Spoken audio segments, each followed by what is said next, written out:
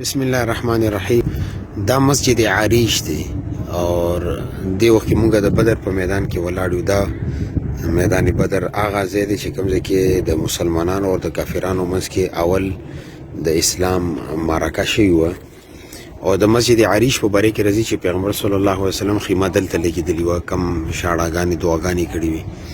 خو دې کې دا کار دی چې دغه که تاسو وګورئ د سعودي حکومت دغه ځای یو قسم ته ډکون کړی دی، نه هغه میدان بدر کم هیئت دی هغې بلکل بدل کړی دی. اوس دې کې دا پته هم نه لګي چې کم کوهي کې پیغمبر صلی الله علیه وسلم د ابو جهل او د نورو مشرکینو لاشونه اچولي هغه کم ځای کې دی. او دې سره خوا کې دا باغ هم دی. بیا ترکو دا کار کړی و چې دلته کې تاریخ باقي پاتې کېدو دپاره کجورو باغونه لګولي وو چې دا هسټري باقي پاتې شي. خو بهرحال دا ډېر داسې شاړ پروت دی، ولې چې دا ونې بس ختمېدو ته دي تقریبا. نو دا په اوچتې باندې دغه ځای تقریبا دوی ډکون کړی دی. ګوره ډېر مختلف کاڼي یې اچولي دي او ډېر زیات اوچت کړی دی. دا ډېر ښکته ځای و. البته دې کې یو دا هغه ځای کې پخه ټینکي جوړه ده، خو دې پته نه لګي چې دا د څه ده.